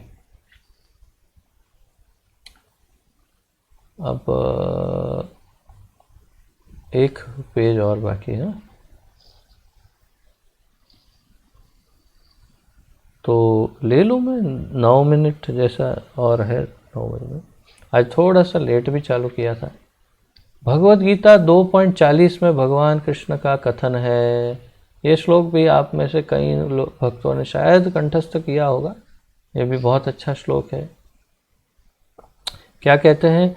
भगवत केंद्रीय कार्य इतने महत्वपूर्ण है कि उनमें से कुछ भी मनुष्य को बड़े से बड़े भय से बचा सकते हैं। नेहा विक्रम नाशोस्ति प्रत्यवायो न विद्यते स्वल्पमपि अस्य धर्मस्य त्रायते महतो भयात्। स्वल्पम अपि अस्य धर्मस्य त्रायते महतो भयात्। भगवान कहते हैं कि यहाँ प्रभुपाद जी भी कह रहे हैं कि अगर भक्ति में वो थोड़ा भी कुछ कर लेता है तो बड़े बड़े भय से उसको भगवान बचा लेते हैं। फिर से इसको पढ़ते हैं। भगवान कृष्ण का कथन है कि भगवत केंद्रित कार्य इतने महत्वपूर्ण हैं। भगवत केंद्रित कार्य अर्थात हमारे सब कार्यों में केंद्र कृष्ण, तो भगवान के लिए जो कार्य करते हैं वो इतने महत्वपूर्ण है कि इनमें से कुछ एक भी मनुष्य को बड़े से बड़े भय से बचा सकते हैं। अगर हम भगवान के लिए सब करते हैं तो बड़े बड़े भय से बच सकते हैं। जीवन का सबसे बड़ा भय यही है कि वह 84 लाख योनियों में जन्म मृत्यु के विकास चक्र के खतरे में पुनः न गिर जाए। तो बस हमारा यही भय कि मनुष्य बन गए और अब ऐसे कुछ कर्म करके फिर से कुत्ते बिल्ली बनना पड़े। ऐसा नहीं होना चाहिए। कम से कम ये जीवन चक्र से मुक्त तो हो, नहीं मुक्त हो तो कोई बात नहीं, कोई अच्छे भक्त के घर में जन्म लेंगे अगली बार। इससे मुझे स्मरण हो रहा है कि हमारे परम पूज्य श्री जशोमती नंदन प्रभु जी, जो अब अभी थोड़े दिन पहले जिन्होंने अपने भौतिक शरीर को त्याग किया, तो जशोमती नंदन प्रभु जी के तो मैं बहुत करीब था। कितने वर्षों तक उनके साथ कई जगहों पर जाने का मुझे लाभ भी प्राप्त हुआ था। तो एक बार मुझे अच्छे से स्मरण है कि वे कह रहे थे कि देख मैं कोई बहुत उत्तम भक्त नहीं हूँ। ये उनकी परम विनम्रता है, परंतु वे कह रहे थे कि मैं जानता हूँ कि मैं कोई अच्छा भक्त नहीं हूँ, और मुझे लेकिन एक बात का पूरा विश्वास है कि मैंने जो कुछ भी किया है, मुझे इतना विश्वास है कि मैं कम से कम अगली बार कोई अच्छे भक्त के घर में एक भक्त के रूप में अवश्य जन्म लूँगा। इतना मुझे विश्वास है, भले मैं भगवान के घर में जाऊँ कि नहीं जाऊँ, इतना विश्वास है कि मैं एक अच्छे भक्त के घर में जन्म लूँगा। तो अर्थात ये तो उनकी विनम्रता है, वो तो भगवत धाम अधिकारी है, परंतु तात्पर्य यह है कि जो भगवान को केंद्र में रखकर कार्य करते हैं वो फिर और अच्छे जन्म लेकर धीरे धीरे मुक्त हो जाते हैं। परंतु जो विकर्म करते हैं उन्हें 84 लाख योनियों में कोई भी शरीर प्राप्त हो सकता है। यदि किसी भी तरह मनुष्य अपने इस मानव योनि द्वारा प्रदत्त आध्यात्मिक अवसर को खो देता है और पुनः विकास चक्र में गिर जाता है तो उसे उसका महान दुर्भाग्य समझना चाहिए। सोचिए तो सही, मनुष्य जन्म मिला और बस अपनी इंद्रियों के और अहंकार के कारण ऐसे कर्म किए कि उसको फिर से कुत्ता बिल्ली बनना पड़ा, तो कितना बड़ा दुर्भाग्यशाली है। मूर्ख मनुष्य अपनी दोषपूर्ण इंद्रियों से यह नहीं देख पाता कि ऐसा हो रहा है। फलस्वरूप श्री ईशोपनिषद हमें सलाह देती है कि हम अपनी शक्ति ईशावास्य रूपी भावना में लगाएं, अर्थात भगवान के लिए हम अपना कार्य करें। इस भावना में लग कर हम अनेकानेक वर्षों तक जीवित रहने की आकांक्षा कर सकते हैं। अन्यथा दीर्घ जीवन का अपने आप में कोई महत्व नहीं है। एक वृक्ष की कई 100 वर्षों तक जीवित रहता है, लेकिन वृक्ष की तरह दीर्घकाल का जीवन जीवित रहकर इत्यादि। मुझे स्मरण हो रहा है मेरी अपनी दादी माँ, पूज्य दादी माँ अर्थात मेरे पिताजी की माता, अभी अभी उन्होंने कुछ महीनों पहले शरीर त्याग किया। 1 शतक पूर्ण किया पूरे 100 वर्ष के पश्चात। परंतु हम अच्छी तरह से जानते हैं कि इतने लंबी आयु का क्या अर्थ है। हम कई बार सोचते थे कि क्या ये आशीर्वाद है या सजा है, क्या करना है इतना लंबा जी करके। शरीर भी चल नहीं रहा और कोई कार्य हो नहीं रहा, भजन भी नहीं हो पाता, कुछ याद नहीं रहता, दिखाई नहीं देता, सुनाई नहीं देता, तो क्या करना है 100 वर्ष तक जीवित रहकर। उससे तो बहुत बढ़िया हो कि 75 70 75 हो गया तो बहुत है, बस हो गया। फिर उसके बाद बुढ़ापा कब तक देखते रहेंगे। 75 के बाद और 25 वर्ष बुढ़ापे के देखो तो ये तो सजा है, श्राप है या आशीर्वाद। तो इसलिए प्रभुपाद जी यही कह रहे हैं कि अगर भगवत भक्त नहीं है तो इस भावना में लगकर हम अनेकानेक वर्षों तक जीवित रहने की आकांक्षा कर सकते हैं, अन्यथा दीर्घ जीवन का अपने आप में कोई महत्व नहीं है। एक वृक्ष कई 100 वर्ष तक जीवित रहता है, लेकिन वृक्ष की तरह दीर्घ काल तक जीवित रहकर धौंकनी की तरह सांस लेते रहने या कुत्तों और असुरों की तरह संतान उत्पन्न करने या ऊंट की तरह खाते रहने में कोई तुक नहीं है। धौंकनी अर्थात अग्नि को हवा देने का एक बैग जैसा पहले के ज़माने में होता है, तो उसको ऐसे ऐसे ऐसे ऐसे करेंगे तो वो हवा डालेगा आग में और आग जो है बड़ी होगी। मेरे ख्याल से लोहारों के पास रहता था, जिससे अच्छा गुजराती में, अच्छा तो हिंदी में धौंकनी कहते हैं। तो वो उससे ऐसे हवा डालते हैं तो अग्नि जो है एकदम प्रज्वलित होती है। तो वो सांस कैसे छोड़ती है, प्रभुपाद जी कह रहे तो उसकी जैसे सांस लेते रहने का और जीवित रहने का और कुत्ते बिल्लियों की तरह जीवित रहने का क्या मतलब है। तो कोई अर्थ नहीं है ऐसे जीवन का। विनीत भगवत केंद्र जीवन ईश्वर रहित परोपकार या समाजवाद से युक्त विचार पाखंड से कहीं अच्छा है। विनीत भगवत केंद्रित जीवन अर्थात भले थोड़ा छोटा जीवन हो, परंतु भगवान की भक्ति में हो, उनकी सेवा में हो, भगवान की भावना हो और ईश्वर रहित, जैसे भगवान से कोई विषय नहीं लेकिन परोपकार का, समाज सेवा का जीवन हो। ऐसे पाखंड से तो छोटा जीवन, लेकिन भगवत भक्ति का जीवन बहुत अच्छा है। जब श्री ईशोपनिषद की भावना से परोपकारी कार्य किए जाते हैं तो वे एक प्रकार के कर्मयोग बन जाते हैं। ऐसे कर्मों की संस्तुति भगवत गीता के 18वें अध्याय के 5वें से लेकर के 9वें श्लोक तक की गई है, क्योंकि उनसे उनके कर्ता को जन्म मृत्यु के विकास चक्र में गिरने के भय से सुरक्षा की गारंटी प्राप्त होती है। इस प्रकार के भगवत केंद्रित कार्यकलाप अधूरे रहने पर भी कर्ता के लिए शुभ होते हैं। यदि भगवान का कोई भी कार्य अधूरा भी रह गया हो या पूर्ण नहीं हो या परफेक्ट नहीं हो या कुछ गड़बड़ हो तो भी बहुत अच्छे हैं, क्योंकि इनसे अगले जन्म में उसे मनुष्य योनि का मिलना सुनिश्चित होता है। जैसे जशोमती नंदन प्रभु जी कह रहे थे, इतना मुझे भरोसा है कि मैं किसी मनुष्य के घर में, भक्त के घर में जन्म लूँगा। तो इस प्रकार मनुष्य को मुक्ति मार्ग पर अपनी स्थिति सुधारने का एक और अवसर प्राप्त हो जाता है।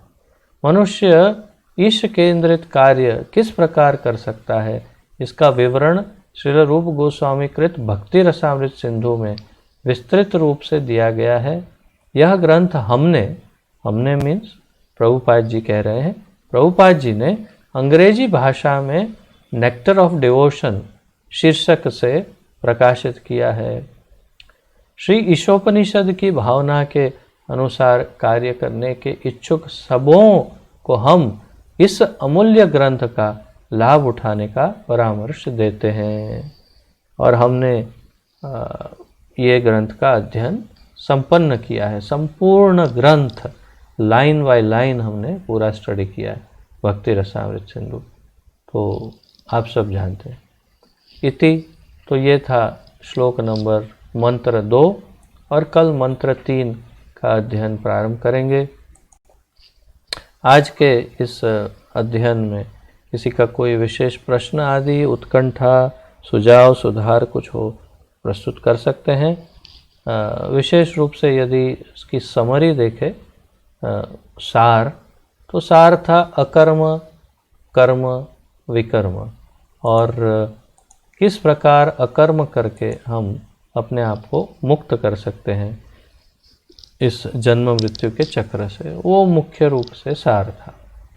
तो किसी का कोई प्रश्न आदि हो या कुछ, सेवानिधि प्रभु कुछ सुधार, कुछ सुझाव, कुछ अमृतवाणी कुछ प्रकट किया करिए।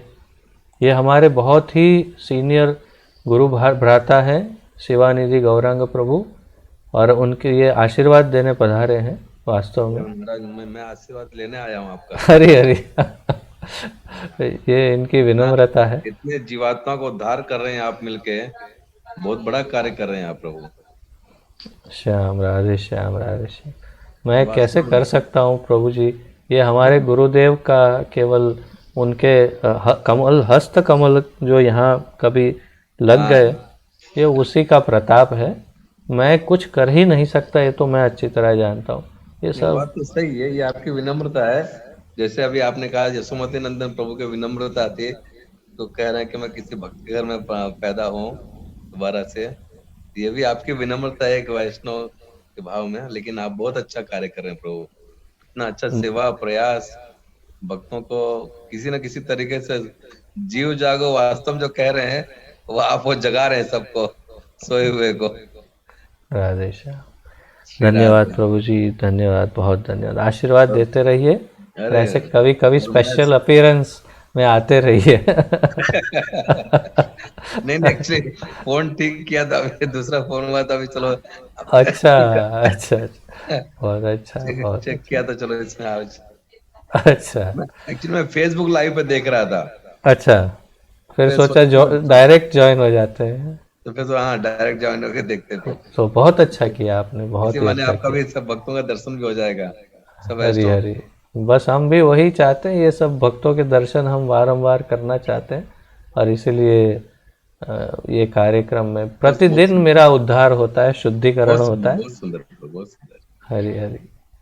तो सेवानिधि प्रभु यहाँ वृंदावन में ही निवास करते हैं, और हमारे बहुत ही प्रिय मित्र हैं। वैसे तो मेरे अग्रज हैं, लेकिन मित्रवत व्यवहार करते हैं मुझसे, तो बहुत प्रिय मित्र हैं। और यहाँ के JSS जो हमारे गुरु महाराज की समिति है, उसमें भी बहुत अग्रणी स्थान पर है। और अपना स्वयं का उनकी कौन सा गांव प्रभु जी जहाँ पर अभी आपका? प्रतापगढ़। प्रतापगढ़ के, ऐसे मैं कहूँगा तो गलत नहीं होगा कि टेम्पल प्रेसिडेंट है। अरे नहीं। वहाँ पर जगन्नाथ मंदिर निर्माण किया है और कर रहे हैं, वो कार्य में लगे हैं। और हम तो छोटी मोटी बात करते हैं, वहाँ तो पूरे गांव को, वो पूरे के पूरे गांव को भक्ति में लगाया है उन्होंने। तो इसीलिए हरी हरी जय हो। तो इसलिए हम सब उनके आशीर्वाद चाहते हैं, बहुत अच्छे प्रचारक हैं। गौर हरी, गौर हरी, जय हो। और किसी का कोई प्रश्न या कुछ है तो प्रस्तुत करिए, अन्यथा विराम लेते हैं। ठीक है, आप सबका बहुत बहुत धन्यवाद। श्री ईशोपनिषद की जय। प्रभु आपसे एक विनम्र निवेदन है। हाँ हाँ हाँ, बोलिए। कि यहाँ के जितने भक्त, करीब 15-16 भक्त लोग जुड़े हुए हैं जी, ये लोग आपसे प्रश्न नहीं पूछना, आप भी इन्हीं से कुछ प्रश्न पूछ लीजिएगा। हाँ ये अच्छा है, बहुत बढ़िया, क्योंकि मैं तो अब तो परेशान हो गया हूँ मैं, पर कब कुछ प्रश्न है, कुछ प्रश्न है, कोई पूछता ही नहीं। अमुक नाम लेके उनका बोले कि कर्म विकर्म अकर्म के बारे में आपने क्या समझा। हाँ वहाँ पर बस नहीं तो आपके हवाले है, आप ही पूछ लीजिए। देखिए नाम भी उनके आपको उनके उसमें दिखाई देंगे, पूछना आरंभ करिए कि अभी परीक्षण हो जाएगा किसने ध्यान से सुना है। पूछना चाहूंगा किससे? सपना माता जी। सपना माता जी। सपना माता जी आपसे पूछना चाहते हैं सेवानिधि प्रभु। मैं आपको अनम्यूट करता हूँ।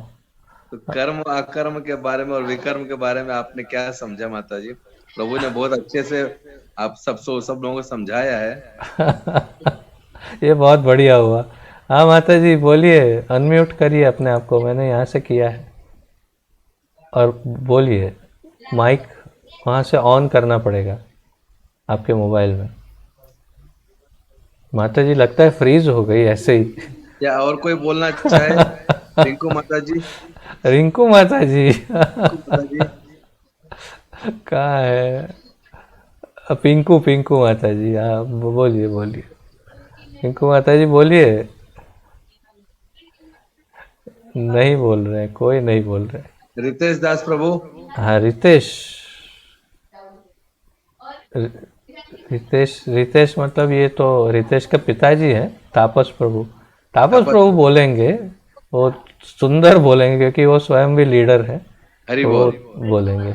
बताइए हरे कृष्ण तापस प्रभु। जी, दंडवत प्रणाम, जय श्री प्रभुपाद। जय जय गुरु महाराज। हरे कृष्ण जी, कर्म आणि हम जो इंद्रिय तृप्ति के लिए जो करते हैं, अपने लिए अपना इंद्रियों के भोग करने के लिए जो कुछ भौतिक जगत में हम कर्म का क्रिया करते हैं, वो उसको कर्म बोला जाता है। वो कर्मों की बंधन होता है और इसमें हम बांधा हुआ जाते हैं।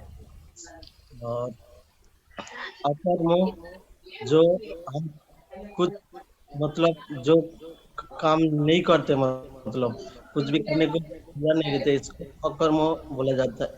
और विकर्म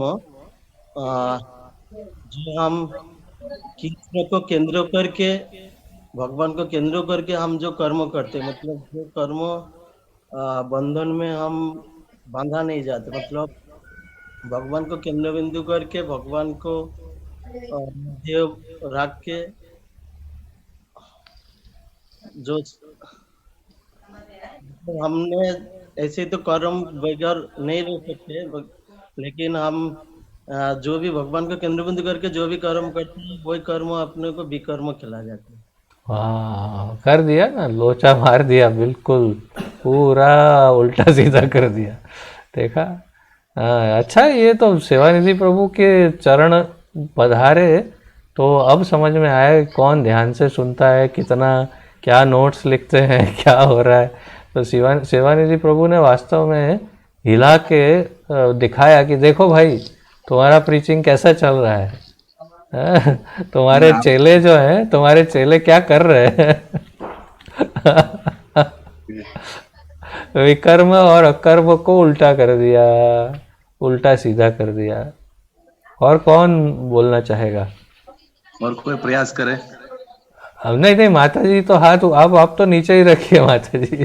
कि माता जी वो भी हमारी बहुत सीनियर गुरु बहन है, जो भक्ति शास्त्री भी कर चुकी है, तो वो तो बोलेगी तो जवाब मिल ही जाएगा उनसे। और कौन दूसरे को, आप कोई नाम सिलेक्ट करिए। इतने पायल, नाम है। पायल पोरिया कौन है? पायल, पायल, पायल अपना वीडियो कभी ऑन नहीं करती है, लेकिन हम उसको अनम्यूट करते हैं। हाँ पायल बोलो, पायल बोल पाएगी, छोटी बच्ची है लेकिन शायद बोल पाएगी। शायद उनके पिताजी भी लाइन पे हैं अभी। हाँ पायल के पिताजी भी लाइन पे हैं। दो दो पायल दिख रहे हैं ना आपको, तो उसमें से एक पायल है और एक पायल के पिताजी है। हाँ हाँ पायल, दोनों पायल पोरिया है देखो। अच्छा हाँ तो एक पिताजी है, एक बेटी जी है। अच्छा अच्छा। हाँ तो आप बेटी जी से पूछेंगे, पिताजी से पूछेंगे? पिताजी से पूछेंगे। पीछे से पिताजी से, पिताजी नहीं बोल पाएंगे। पिताजी बोलिए, अकर्म विकर्म कर्म क्या है बोलिए। आपको अनम्यूट किया मैंने इधर से, वो तो दुकान में बैठे हैं, काम चल रहा है उनका, वही उनका कर्म चल रहा है अभी। कृष्णेंदु प्रभु, कृष्णेंदु प्रभु बोलिए। अभी हमारा व्यापारी आया तो उसका तो बात कर रहा था, अभी नहीं होगा। देखा देखा, जवाब सुना? हाँ ये जवाब मिलेगा, व्यापारी आया है इसलिए अभी नहीं हो पाएगा। देखो अब क्यों व्यापारी को क्या कर्म अकर्म विकर्म सुनाने में क्या प्रॉब्लम है? हाँ? व्यापारी उसका भी को जोर सुधर कर्म जाएगा। अकर्म विकर्म सुनाएंगे तो क्या होगा? व्यापारी का उद्धार हो जाएगा। हरि बोल। और क्या। लेकिन नहीं। चलो, पायल कहाँ गई? पायल, पायल है कि ऐसे ही है उसका एक इमेज? पायल। जी प्रभु जी। हाँ बोलो बेटा, बोलो।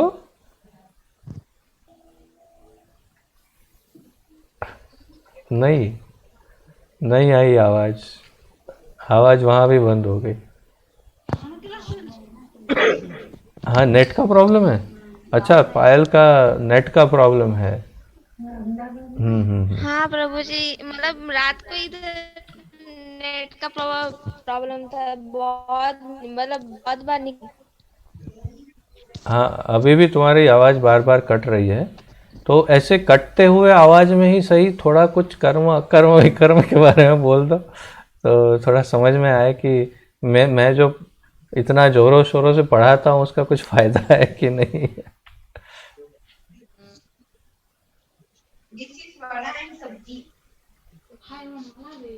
नहीं, पायल की आवाज नहीं आ रही है। और कुछ कुछ लोग तो ड्रॉप ही हो गए इसमें प्रभु जी। कुछ कुछ ने तो अपना त्याग पत्र ही दे दिया। एक एक को पूछ सकते हैं आप, राज को, शायद कुछ आशा है कि उससे जवाब मिल जाए। राज, राज चला गया। बोला मैंने राज, बोलते ही राज निकल गया। वो छोटा बच्चा है, बहुत छोटा बच्चा है, लेकिन एक्स्ट्रा ऑर्डिनरी स्मार्ट है। एक्स्ट्रा ऑर्डिनरी, बहुत ही एक्सेप्शनली स्मार्ट है वो। तो मुझे उससे आशा थी, लेकिन राज बोलते ही उसने वो ड्रॉप हो गई। आज संयुक्ता नहीं लगती है। कहाँ है? समदर्शी प्रभु का नाम है, लेकिन संयुक्ता वहाँ है कि नहीं पता नहीं। आज समदर्शी प्रभु भी स्मार्ट है, उन्होंने भी वीडियो ऑन नहीं किया है। राज, हरि बोल। राज, हरे कृष्णा प्रभु जी। हाँ बेटा, तुम अकर्म विकर्म कर्म के बारे में कुछ बोल सकोगे? नहीं समझ में आया ना क्लास? तो प्रयास तो करो कुछ तो बोलने का, प्रभु जी पूछ रहे हैं।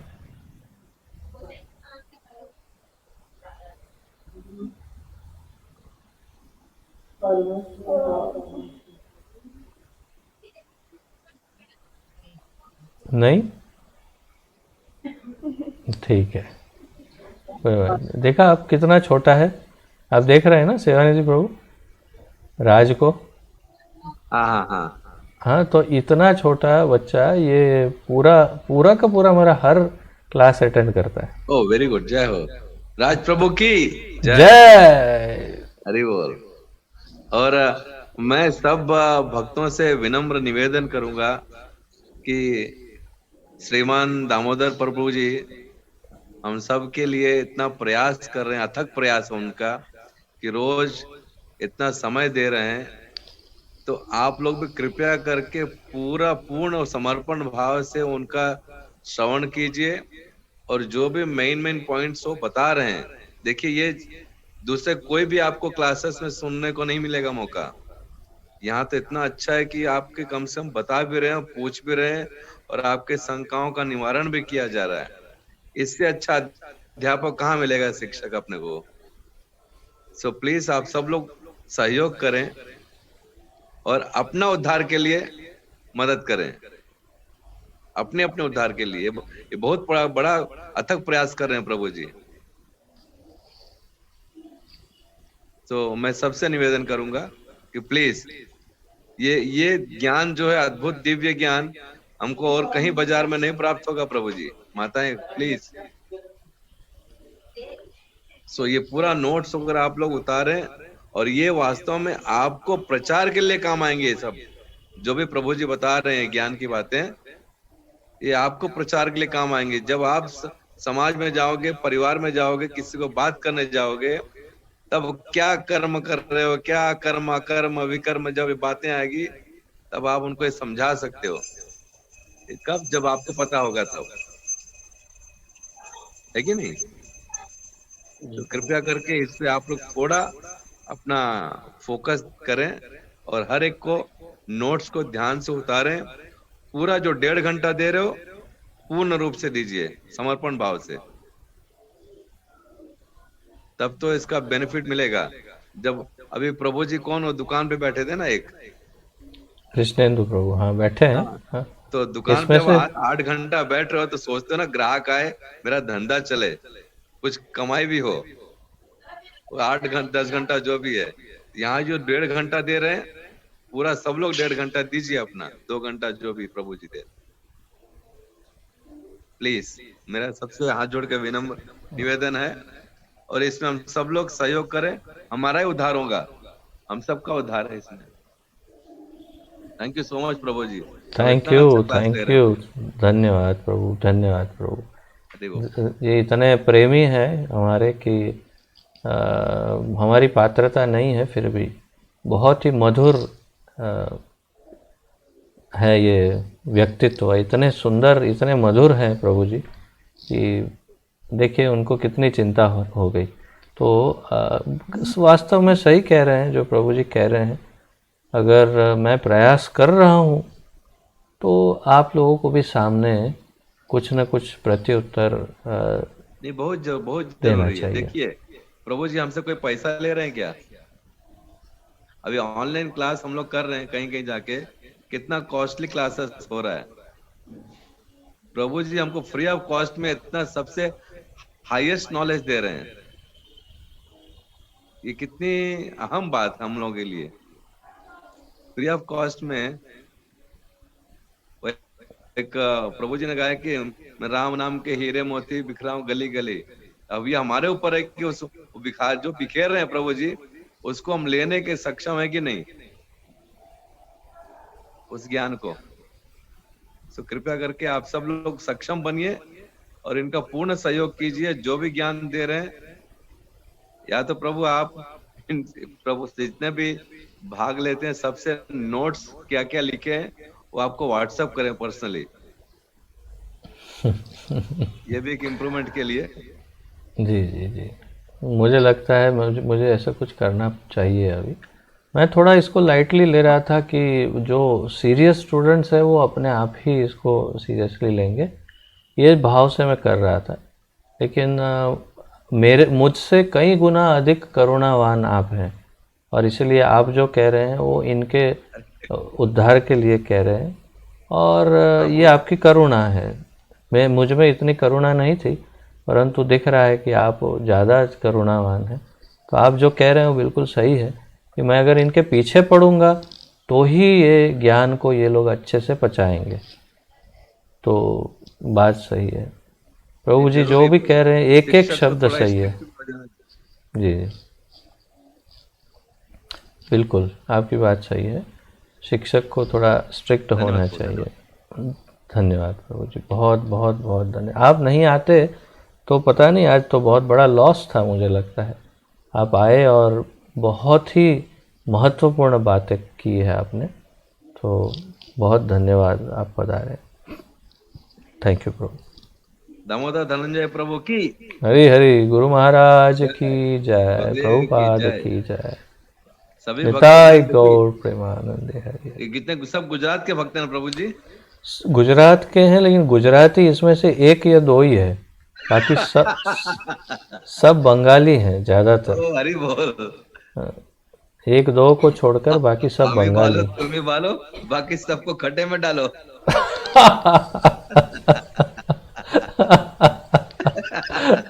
नहीं, ये तो मेरे बहुत प्रिय सब, ये मेरे बच्चे हैं। इसमें से कुछ काफी 10-10 साल से कुछ भक्त जुड़े हैं मुझसे। बहुत अच्छा। ये सब मेरे बच्चे ही हैं। बस एक हमारी माता जी है, अमृतमयी माता जी, और एक आप हैं, बाकी सब बच्चे हैं। ठीक है, हरे कृष्ण प्रभु जी। श्री ईशोपनिषद की जय। पतित पावन अभय चरणारविंद भक्ति वेदांत स्वामी श्री प्रभुपाद की जय। पतित पावन गुरु महाराज की जय। आप सभी भक्तों की जय हो। निताय गौर प्रेमानंदे। हरि हरि बोल। हरे कृष्णा। आप सबको कोटि कोटि दंडवत प्रणाम और आप सबका धन्यवाद। और अति विशेष रूप से श्री श्री सेवानिधि गौरांग प्रभु का विशेष धन्यवाद। हरे कृष्ण। हरे कृष्ण, हरे कृष्ण। गौर हरि, गौर हरि।